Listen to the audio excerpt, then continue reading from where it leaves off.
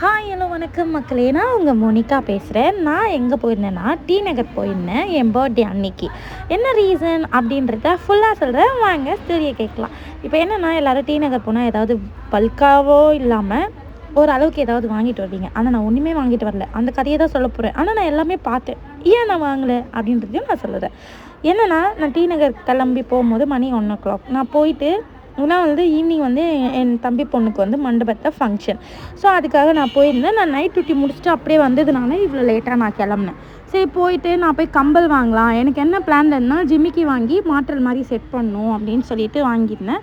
என்னோடய அவுட்ஃபிட் நான் போடுறேன் லாஸ்ட்டில், அது எப்படி இருக்குதுன்னு பாருங்கள். நல்லா இருந்தால் மறக்காமல் கமெண்ட்டை சொல்லுங்கள். அண்ட் இந்த வீடியோ உங்களுக்கு பிடிச்சிருந்தாலும் இல்லை எடிட் பிடிச்சிருந்தாலும் மறக்காமல் ஆரஞ்சு கலர் ஹார்ட்டை ட்வைன்னு போட்டுடுங்க.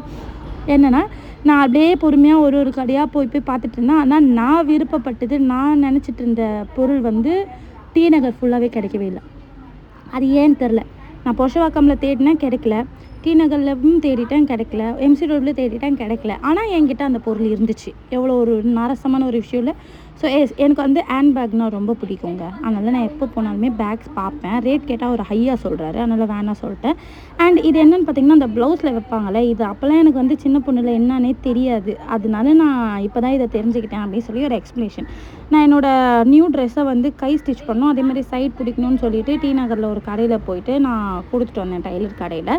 அங்கே தான் எனக்கு ஸ்டிச் பண்ணாங்க. அண்ட் அதுக்கப்புறம் இது டி நகர்லேயே இருக்கிற பெரிய ஒரு கம்பல் செயின்லாம் இருக்கிற ஷாப். இங்கே தான் நான் எப்போவுமே எடுப்பேன்.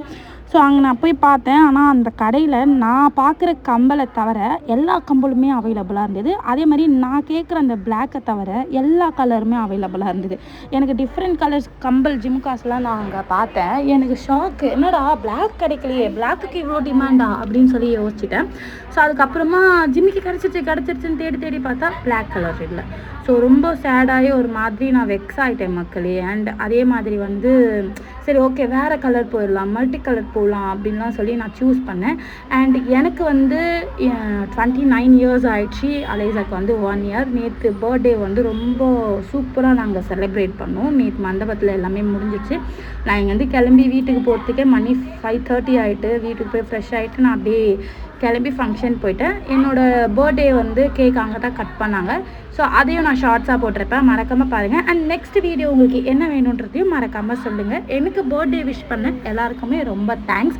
அண்ட் எனக்கு இன்னொரு ப்ராப்ளம் இருக்குது, எனக்கு பேங்கிள் செட்டே ஆகாது. ஏன்னா என்னோடய பேங்கிள் சைஸ் 2.4, ரொம்ப குட்டி. ஆனால் எனக்கு பெரியவங்க சைஸ் 2.6 தான் இருக்குது அப்படின்ற மாதிரி சொல்லிவிடுவாங்க. அதனால் நான் பேபி செக்ஷனில் போய் தான் எனக்கு பேங்கிளே எடுப்பேன். எனக்கு கை நிறைய பேங்கிள் போடணும்னு ஆசை. பார்த்தா இங்கே பேங்கிள் கரெக்டாக செட் ஆகிடுச்சு.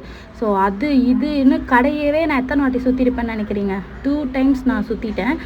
எனக்கு எங்கேயுமே கிடைக்கல, சத்தியமாக கிடைக்கல. நான் மார்னிங்கே என்னோடய பர்த்டேக்குன்னு பிளான் பண்ண 4 ட்ரெஸ்ஸுமே என்னால் போட முடியல, ஏன்னா லூஸாக இருந்துச்சு. ஸோ எல்லாமே பிளாக் வேறு, எல்லாமே பிளாக். ஸோ அதனால் இந்த ட்ரெஸ் நான் கிறிஸ்மஸ்க்காக எடுத்திருந்தேன். அண்ட் இதை நான் போடலை. அது ஸ்லீவ் இருக்கிறதுனால நான் மேலே ஜாக்கெட் போட்டிருக்கேன். இதுதான் விஷயம். அண்ட் நிறைய ஹாப்பினஸ், நிறைய சந்தோஷங்களை என் லைஃப்பில் நான் பார்க்குறேன். கோவங்க சண்டை நிறைய வருது தான், ஆனால் அதுக்கு மேலே லவ் அண்ட் கேர் நிறைய கிடைக்குது. உங்கள் சைட்லேருந்தும் எனக்கு நிறைய லவ் கிடைக்குது, அதுக்கு ரொம்ப தேங்க்ஸ். 2-3 பேர் என்னை டி நகரில் பார்த்து பேசுனீங்க. அண்ட் ரோடில் பார்த்து ஒன்றுமே மோனிகா நீங்கள் தானே நல்லா இருக்கீங்களா, பசங்க நல்லா இருக்காங்களா அப்படின்னு கேட்குறீங்க. இந்த லவ்க்கெலாம் நான் என்ன தகுதியாக இல்லையான்னா எனக்கு தெரியாது. ஆனால் எனக்கு ரொம்ப பிடிச்சிருக்கு. எனக்கு ரொம்ப அந்த இடத்துல பரவாயில்ல, நம்மளை நல்லா விசாரிக்கவும் ஆள் இருக்காங்க அப்படின்னு ஃபீல் ஆச்சு.